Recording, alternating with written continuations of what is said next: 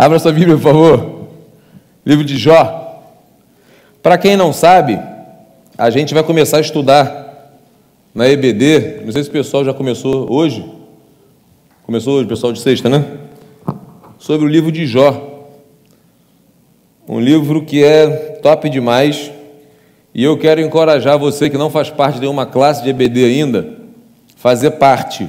Tem EBD sexta-feira às 19 horas, EBD domingo, 8 horas da manhã, e especialmente a nossa jovens adolescentes, domingo após o culto da manhã, 10h15, 10h20, por aí. Você que não faz parte, você está perdendo demais. Aproveita para entrar agora, acho que semana que vem. Não, amanhã vou dar aula, estou esquecendo, eu vou dar aula amanhã já também, amanhã, domingo, iniciando a revista de Jó, sobre a vida de Jó, que é especial demais. Você pode fazer parte dessa escola, a melhor escola e maior do mundo, beleza? Abre sua Bíblia aí, acessa ou então acompanha Jó, capítulo 1, versículo 8, a versão NAA, que eu vou ler aqui. Nono, não te mandei, né? Jó capítulo 1, versículo 8. Intitulei esse sermão, Deus está olhando para você.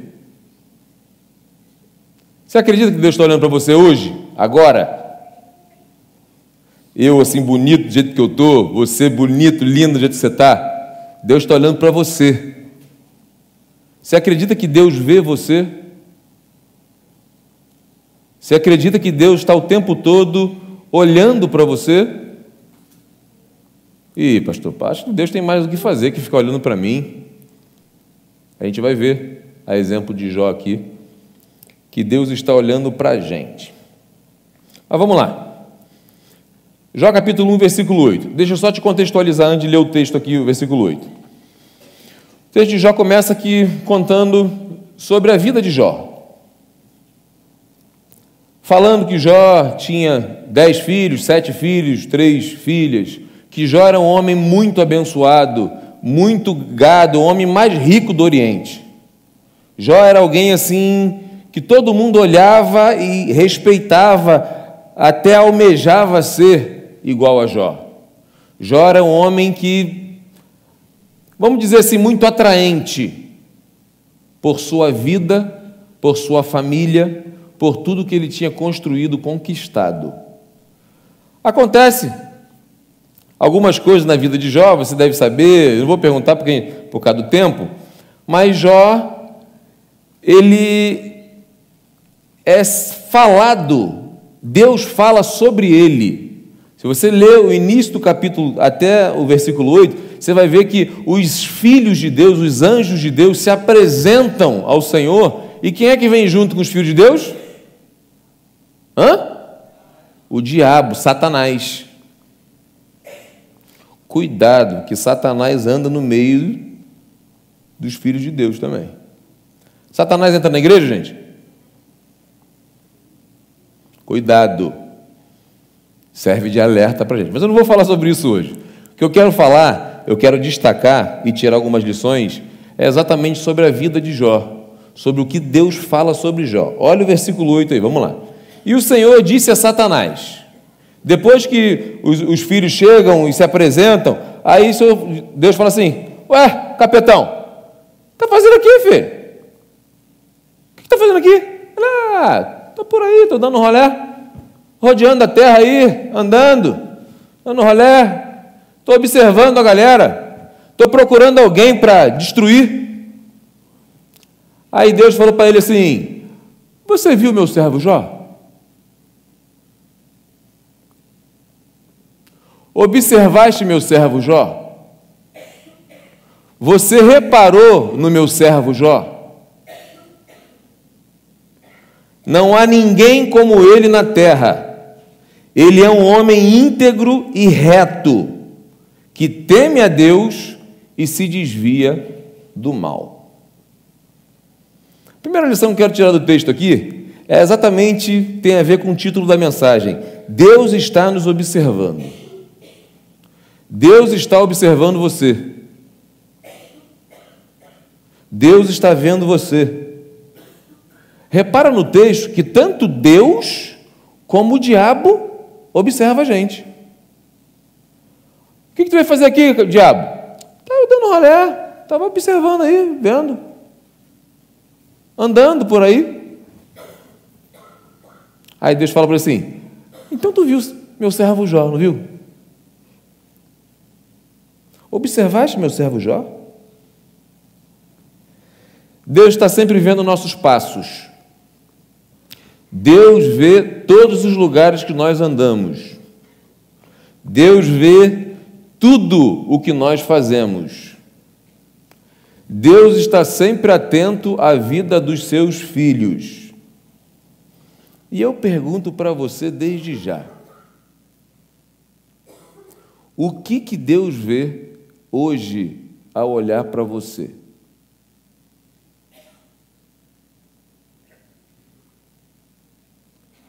O que Ele enxerga? Seja muito sincero, não precisa responder. Pensa, o que Deus vê quando olha para a sua vida? Repara que Deus, tipo assim, de uma forma satisfatória, até orgulhosa, se a gente pode dizer que Deus tem orgulho, fala assim: observaste o meu servo Jó. Jó é meu servo. Ele enfatiza: Jó é meu servo. Eu vejo assim uma satisfação de Deus ao lembrar, ao se referir ao servo dele, Jó. O que é servo, gente? Fala aí. Servo é o quê? Ah, fulano é um servo de Deus. Por que ele é servo de Deus? O que você entende? Fala.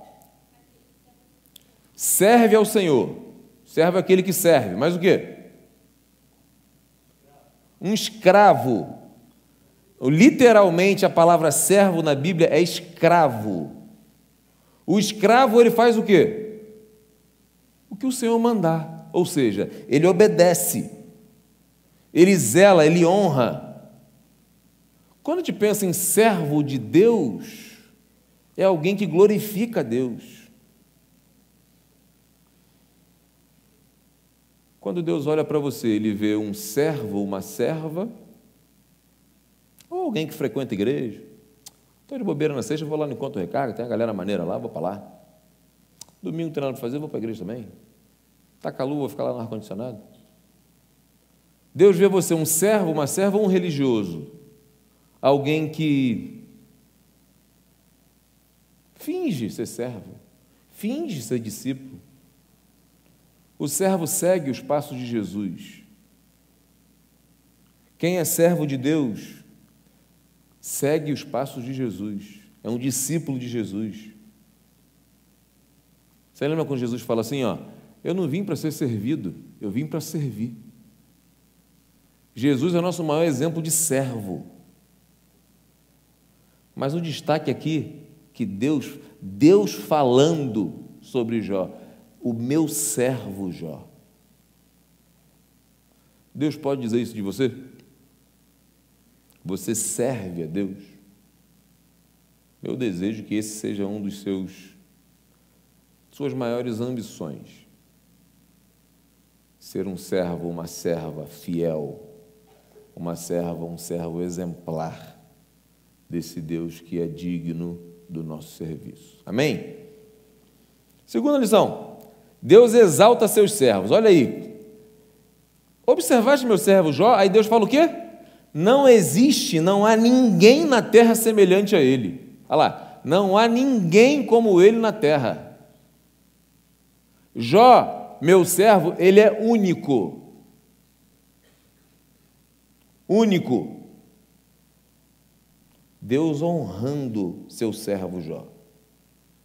Outro destaque que eu quero dar, estudando texto, pensando ali, vendo, repara que Jó, ele era rico, tinha fazenda gigantesca, cabeça de gado, jumentos, muito, que naquela época lá, a riqueza de um homem, de um ser humano, era medida com suas posses, isso era cultural. Então, Jó, pelas suas posses, ele era considerado um homem muito bem-sucedido, um homem riquíssimo, o mais rico do Oriente. Deus não fala sobre as riquezas. Deus não fala sobre a prosperidade financeira de Jó. Deus não fala sobre o rebanho de Jó. Deus não fala sobre tudo que Jó tinha construído. O que Deus destaca é o que realmente tem valor. A gente aprende aqui que ser é muito mais valioso e importante do que ter. Você concorda com isso?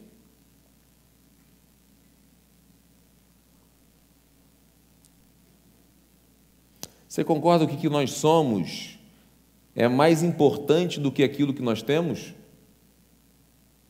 Quando você vê uma pessoa chegando com um carrão, um carretão, uma Ferrari, você já pensa o quê? Caraca, o cara bem sucedido. Esse cara deve ser muito feliz. Isso é uma tendência do ser humano. Achar que por muitas posses existe extrema felicidade. Está aí, não sai da rede social, toda hora você abre o Instagram, você vê o quê? Fala sobre o quê? O quê? Virgínia e Zé Felipe. Hoje eu chamei a atenção de uma jovem aqui da igreja aqui. Poxa, eu falei assim, tem mais o que fazer não, filho? Ficar dando ibope para isso. Eu não vou entrar no detalhe não, mas eu acho que isso aí é jogada, mas depois mais pra frente a gente vê. Enfim, eu vi uma postagem das posses de Virgínia e Zé Felipe. Irmão, loucura! Quem viu a casa dele? A casa deles? Irmão, um negócio assim. Quem queria ter uma casa igual a dele? Levanta a mão. Não tem? Não queria, não? Eu queria. Mas não é as riquezas, acho que os bens dele foram avaliados, patrimônio, mais de 500 milhões. Não sei nem o que é isso. Mas é uma prova, se eles realmente estão se divorciando, é uma prova que dinheiro não sustenta casamento. É uma prova que o dinheiro realmente não é suficiente para trazer felicidade. Fundamenta que ser é muito mais importante do que ter. É o que Deus exalta aqui na vida de Jó. Olha meu servo Jó. Aí o que eu quero destacar é exatamente as qualidades que Deus ressalta na vida de Jó. E o meu desejo é que eu e você saiamos daqui desejosos de ser parecidos com Jó, nessas qualidades aqui. Olha o texto aí. Jó era um homem íntegro. Ele é um homem íntegro. O que é integridade? O que você entende ser por integridade? Uma pessoa íntegra. É o quê? Honesto. Mas o quê?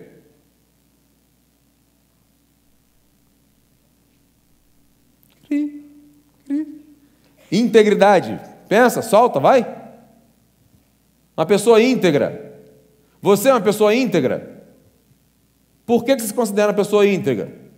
Você é honesto, mas o quê? Você é mudo, né?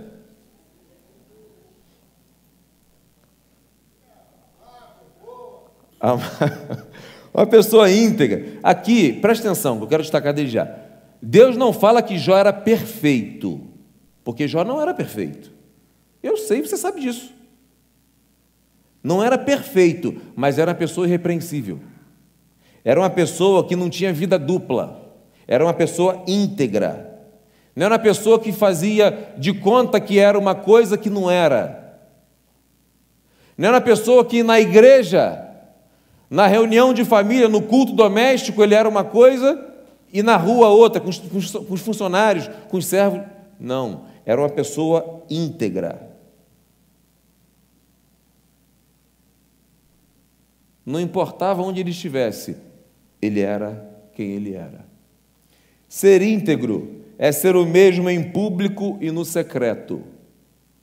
Você é a mesma pessoa quando está na frente dos outros e quando está sozinho, sozinha? Não responde antes de pensar, por favor. Você é a mesma pessoa?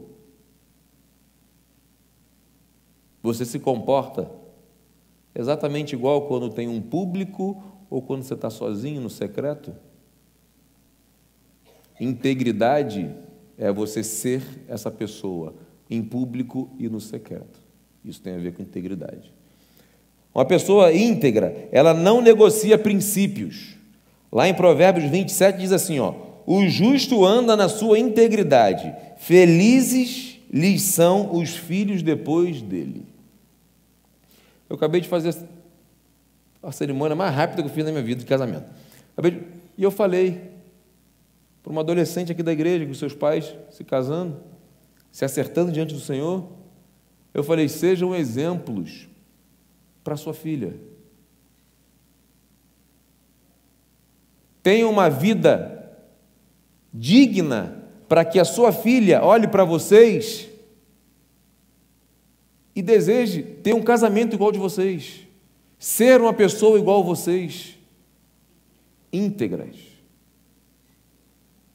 E eu falei que, infelizmente, muitos não têm esse privilégio.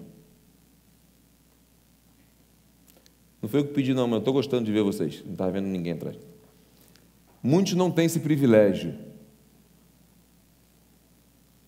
de olhar para os seus pais e ver um homem ou uma mulher íntegro, e poder seguir os passos dos pais. Os filhos de Jó podiam olhar para ele e seguir os passos, porque ele era um homem íntegro. Integridade tem a ver de confessar quando erra. Errei, perdão. Irmão, me perdoa. Meu filho e minha filha, me perdoa. Pai, me perdoa. Tem a ver com integridade. Não é justificar erro, é pedir perdão, confessar. Tem a ver com não se vender, mesmo sob pressão. Quando eu penso nisso, eu lembro logo de Daniel. Daniel que propôs no seu coração não se contaminar. Daniel 1:8. Decisão, integridade, não importa se está todo mundo se corrompendo, eu não vou. Daniel fala para os amigos assim, rapaz, eu não vou comer, eu não vou me contaminar. É com você mesmo. Agora, eu não vou. Eu vou manter minha integridade ao meu Deus. A gente vê no texto de Daniel que Daniel influencia seus amigos. Integridade. O mundo precisa de pessoas íntegras. E eu acredito que vocês são a geração que vai mudar a história da geração de vocês. Vocês são as pessoas que podem decidir ser como Jó, uma pessoa íntegra, uma pessoa que não se vende, que não se corrompe. Amém?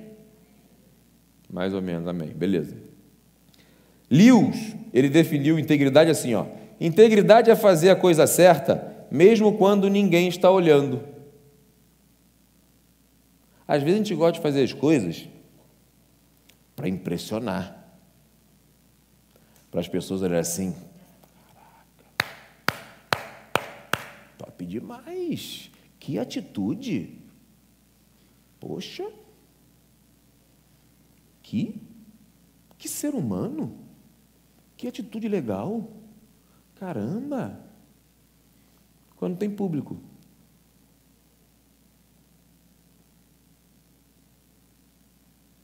Integridade tem a ver sermos o que somos, independente do lugar, independente de quantos olhos estão olhando para a gente. Seja íntegro, seja íntegra. A integridade agrada o coração de Deus. Segunda qualidade que Deus ressalta na vida de Jó. Jó é um homem íntegro e reto. Retidão no meio de uma geração torta.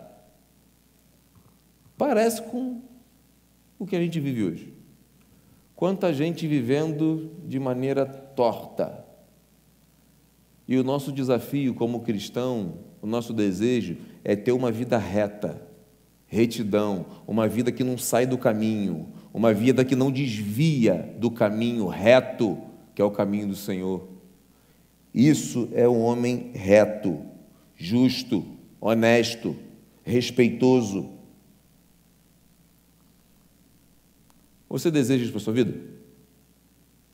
Que as pessoas olhem para você, especialmente Deus, olhe e veja assim, pessoa reta, que não se desvia do caminho correto, reto.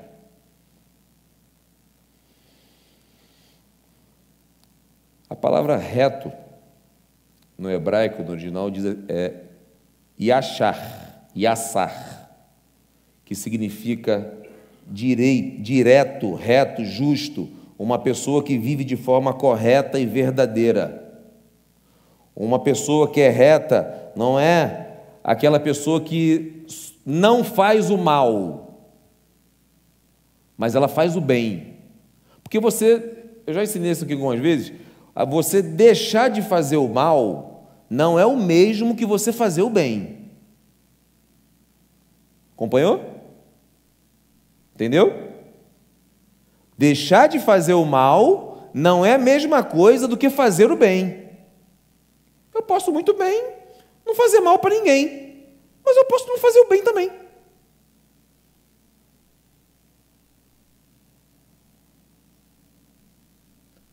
É fazer o bem.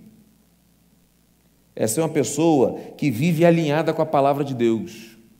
Lá em Salmo 119, 105 diz assim, a tua palavra é lâmpada para os meus pés e luz para o meu caminho, caminho reto. Uma pessoa que anda alinhado com a palavra de Deus, que vive a palavra de Deus, que pratica a palavra de Deus, que não se desvia. John Piper, ele diz assim, reto é o coração que não apenas evita o pecado, mas ama a justiça.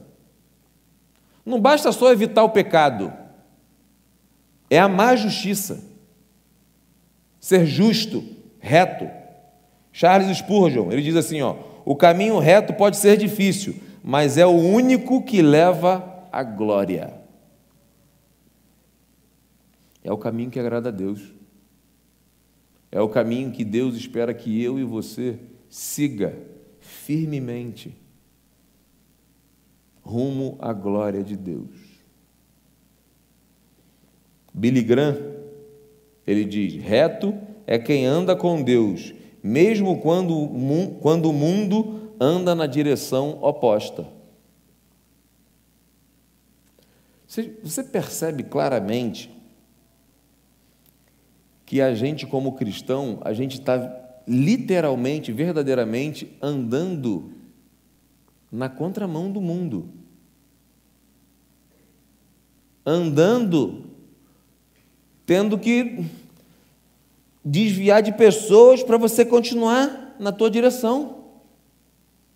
Porque tem muita gente na contramão.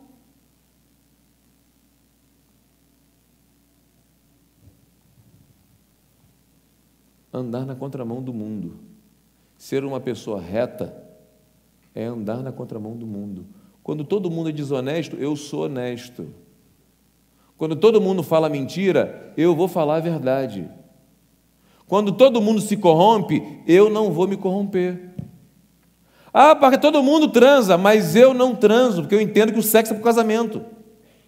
Mas todo mundo faz isso, mas eu não faço, não sou todo mundo.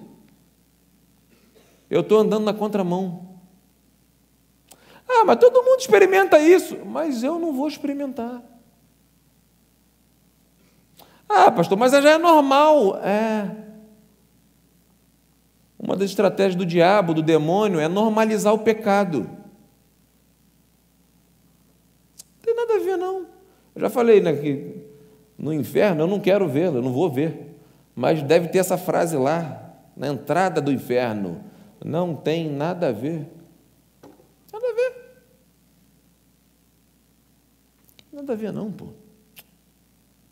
É só um joguinho.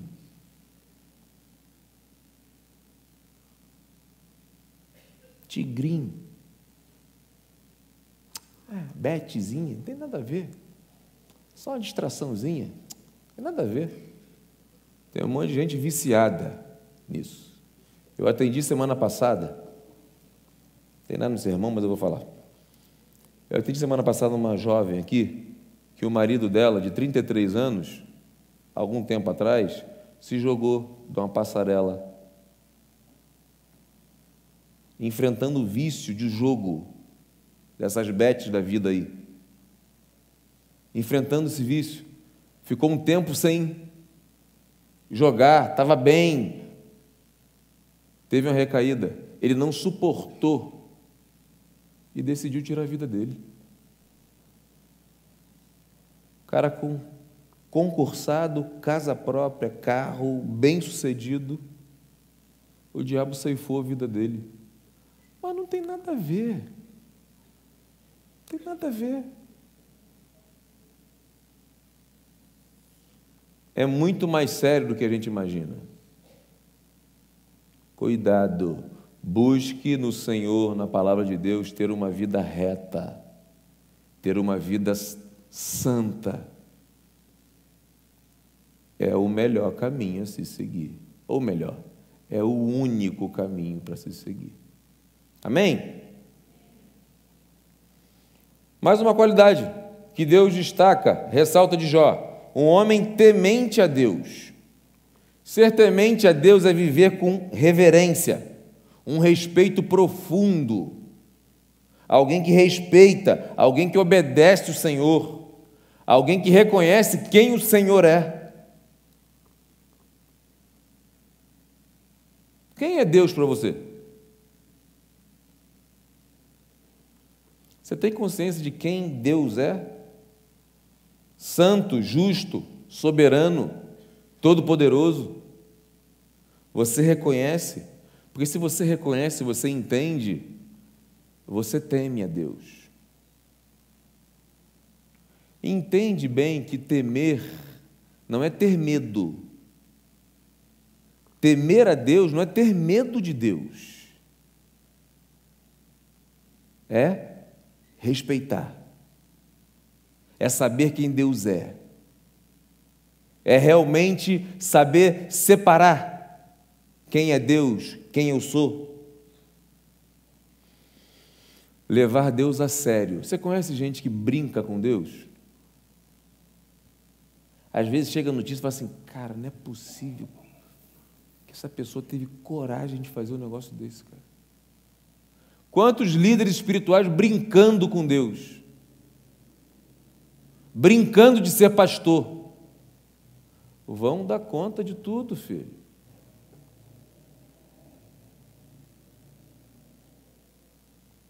Estou lembrando de um vídeo que eu vi hoje também, de um pastor famosinho aí. Eu acho que é o mesmo que cospe na cara dos outros. Num momento de profecia, soltou um palavrão. E alguém, uma trairagem, espalhou o vídeo. Eu nem lembro o nome do dito cujo, mas também não ia falar, que eu não quero nem que vocês olhem isso. Brincando com Deus. Estou falando que a pessoa não pode errar não, tá, gente? Quem sou eu? Sou falho, sou pior do que ele. Agora, eu tenho temor a Deus. Temor. Temer a Deus. A palavra temer aqui, temente, é iare. Temer com reverência, ter um respeito profundo, viver em obediência motivada pela consciência da grandeza e santidade de Deus. Santidade de Deus. Você tem reverência à casa de Deus? Estou vendo ninguém, mas tem gente que chega, bota o pé no banco, bota chiclete, faz um negócio que assim, tu fala assim, cara, que loucura, irmão. Imagina a zona que deve ser em casa. Gente que não consegue ficar quietinho. Eu sei que tem galera que gosta da resenha e tal, mas não consegue ficar quietinho. O pastor está pregando. Falta de reverência na casa de Deus, pô. Reverência. Temor a Deus. Tem a ver com temor a Deus. A santidade de Deus.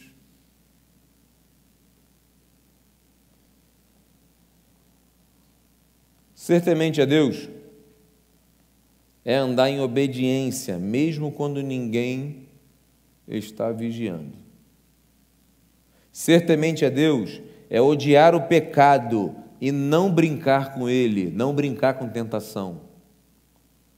Provérbios 8:13, o temor do Senhor é odiar o mal. Palavra de Deus falando.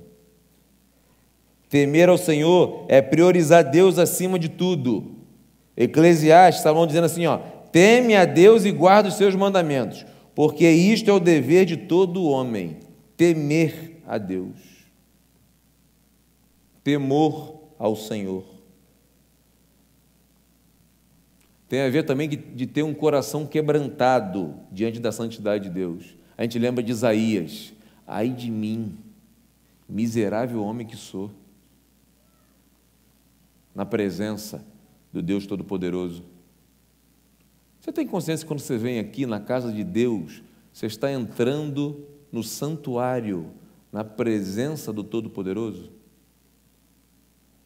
Tem gente que faz coisa dentro da igreja que é difícil até de acreditar. Falta de temor. Eu conheço muitas histórias, não vou falar, mas não precisa ter medo. É respeito. É saber quem Deus é. É ser respeitoso. Spurgeon diz assim, o temor de Deus é o freio do pecado. Eu gostei dessa frase de Spurgeon. O temor de Deus é o freio do pecado. Onde ele falta, o pecado corre solto. Você já reparou que tem muitas coisas que a gente não faz porque nós tememos a Deus? Não é medo, é temor. Eu tenho muita coisa que a vida dá vontade de fazer, eu não faço por temor a Deus. A Spurgeon diz assim, o temor ao Senhor é o freio. Quem não tem temor a Deus, tem aquela música aí, estou sem freio, entendeu? Estou sem freio, negócio antigo, né? Sem freio, irmão, vida sem freio. Não tem freio, faz o que quiser. Vamos embora, vamos que vamos, vamos embora, vamos beber, vamos cheirar, vamos embora. Não quero saber de nada, irmão, eu quero viver hoje. Vida desgraçada.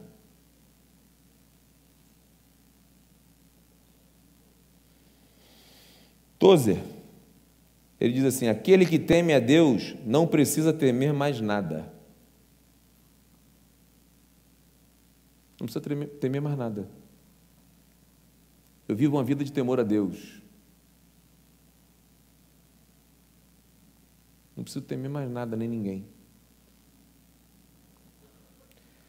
Martin Lloyd Jones, o temor do Senhor é o único antídoto real contra o orgulho humano.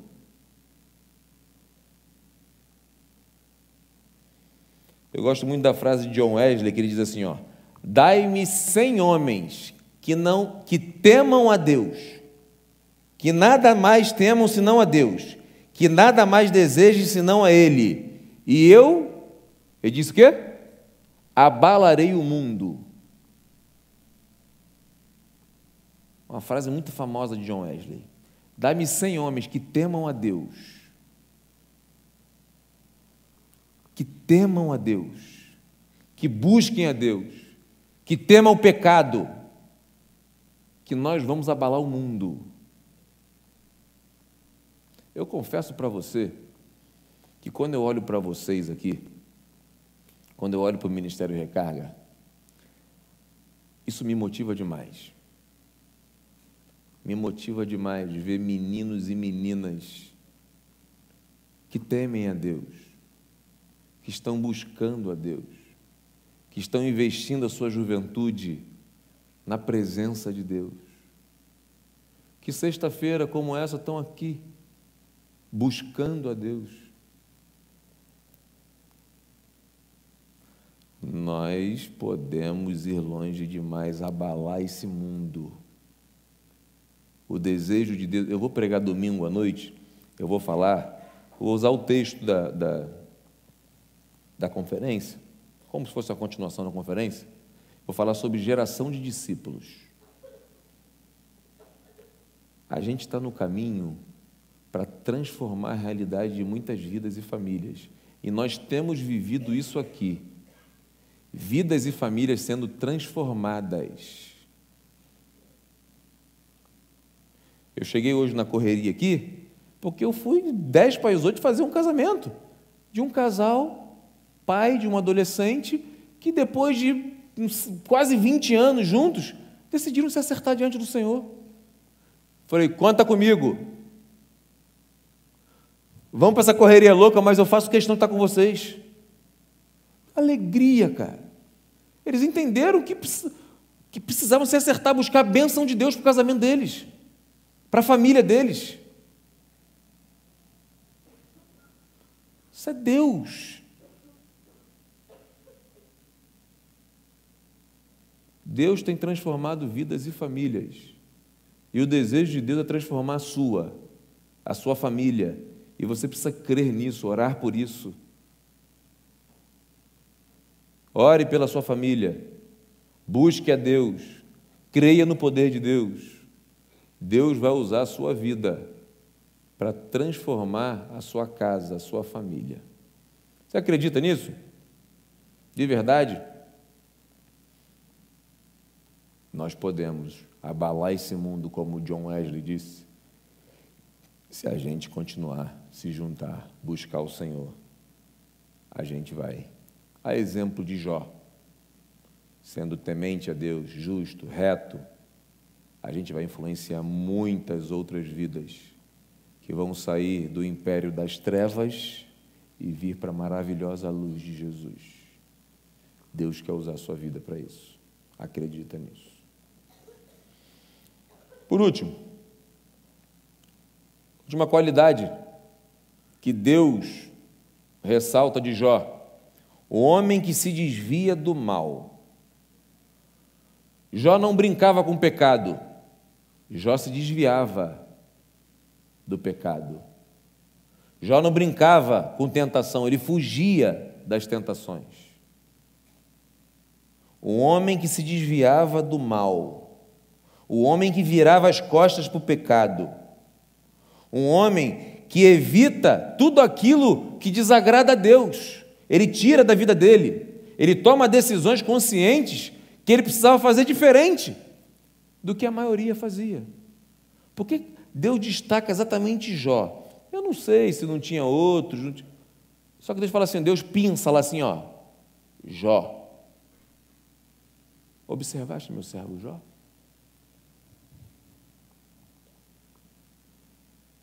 Jó é o cara.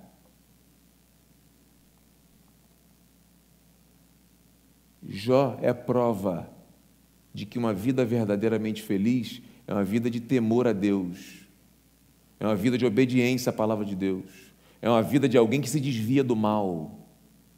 Deus falando para o diabo, irmão. Aí o diabo fala assim, claro, tu cercou ele, tu cuidou dele, tu abençoa ele, ia ser mole. Tira o que ele tiver, então, que ele tem, para tu ver, se ele não te nega. Aí a gente estudando o livro de Jó, a gente vai ver como é que foi a trajetória. Mas Deus fala, um homem que se desvia do mal, um homem que foge do mal, um homem que intencionalmente, com uma ação contínua, ele foge do mal, da aparência do mal, que a Bíblia nos ensina não só fugir do mal, né? É fugir até da aparência do mal. E a gente precisa tomar cuidado com isso. A palavra aqui, se desvia do mal, se desviar, é a palavra sur.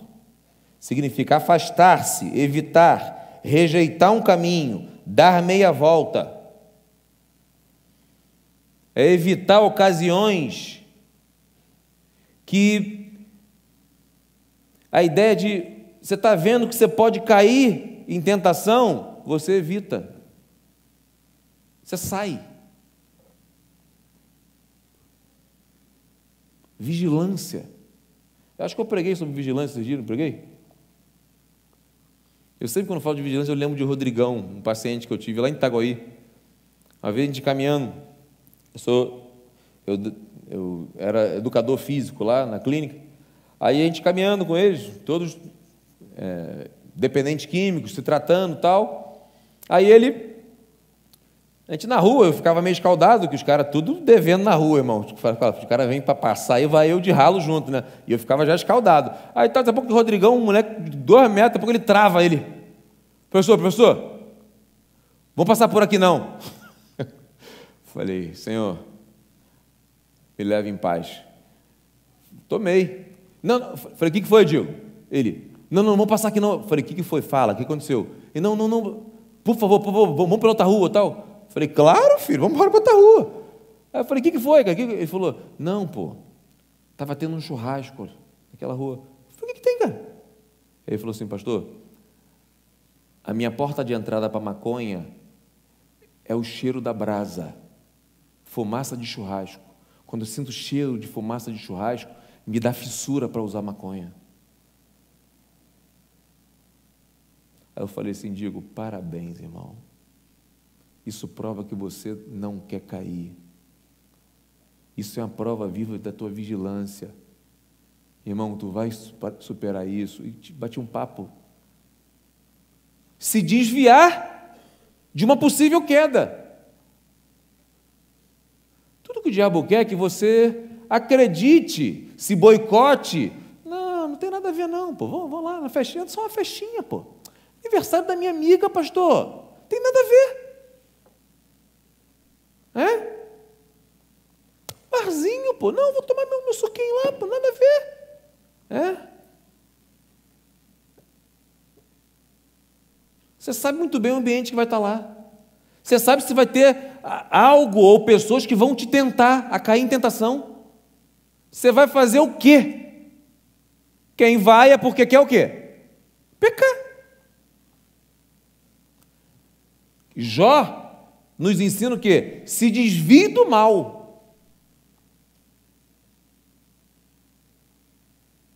Se desvie de tudo aquilo que possa te levar a cair em tentação. É o que Jó fazia.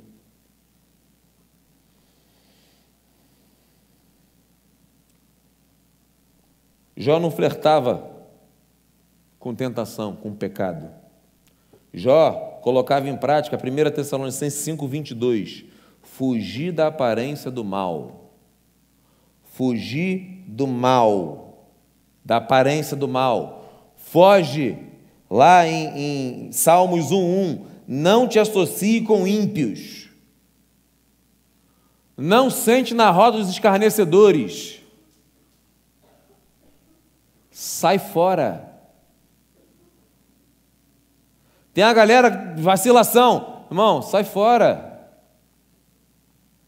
Esqueminha, sai fora. Se desviar do mal. Opa, tem o mal ali, estou fora, estou saindo. Opa, volto. Ih, me chamou para a situaçãozinha, bloqueia.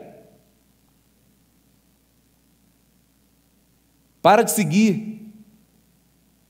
Se desviar do mal. A gente precisa saber lidar com rede social. Tem coisa que você precisa tirar da sua vida para você se desviar do mal. Caramba, pastor, caí, não sei como é que aconteceu. Não sabe não, sabe não.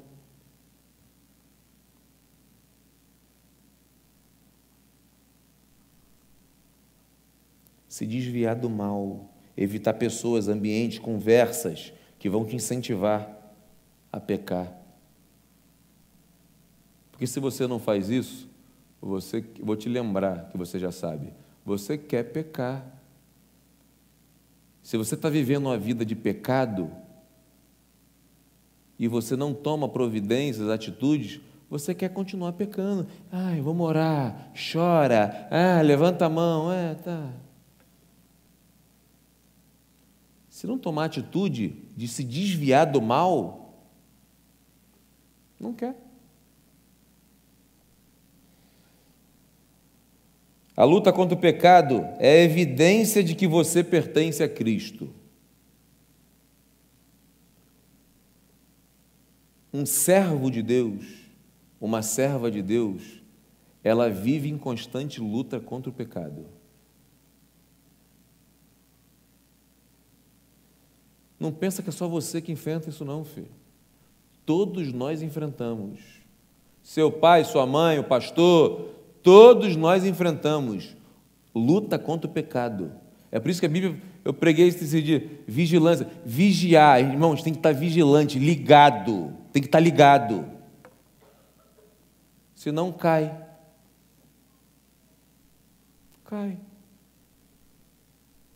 Aí tem que lidar com todas as consequências, com tudo que... Triste. Se desviar do mal. John Wayne, ele diz assim, ó, se você não está matando o pecado está matando você. Se você não está matando o pecado na tua vida, tirando o pecado da tua vida, o pecado está matando você. Muito real. Você tem pecado que você precisa tirar da sua vida? Não precisa responder não, só pensa. Você tem coisa que você precisa tirar da sua vida hoje? Quero orar com você. Feche seus olhos, por favor. Esquece quem está do teu lado. Esquece o pecado do teu pai, da tua mãe, do teu irmão. Pensa em você, na sua vida. Pensa na sua vida. Não brinca, não conversa, esquece quem está do teu lado. Feche seus olhos, fale com Deus nesse momento. Eu quero orar por você. Pensa. O que Deus falaria de você olhando para você hoje? Assim como Ele olhou para Jó. Homem íntegro, justo, reto, temente a Deus, que se desvia do mal. Essa era a realidade de Jó. Qual é a sua realidade hoje? Como é que está a sua vida no secreto? Quando você está sozinho? Quando você está longe da galera da igreja? Quando você está longe dos seus pais? Quando você está num lugar que ninguém está te vendo? Como é que é seu comportamento? Suas atitudes, palavras, reações?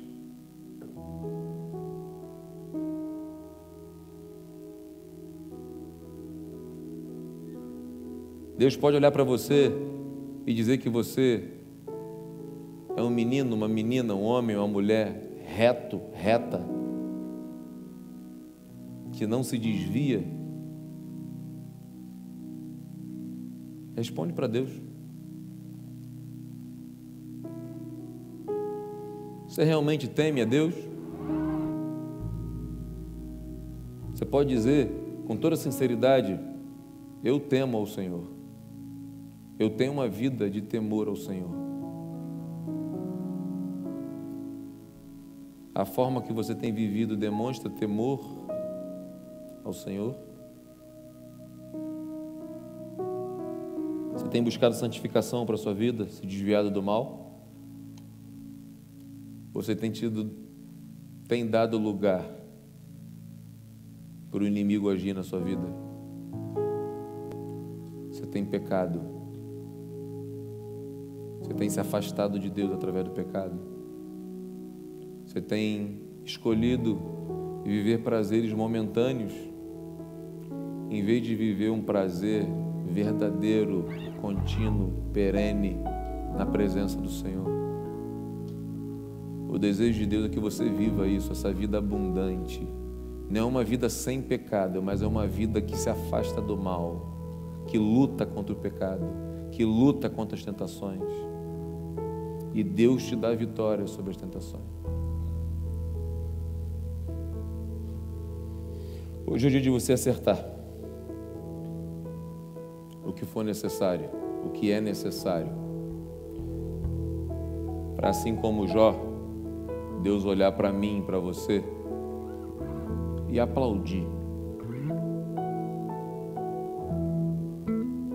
ter prazer em olhar para o seu servo, sua serva e poder falar sobre as suas qualidades contidas na palavra de Deus. Esse é o desejo de Deus para mim e para você hoje.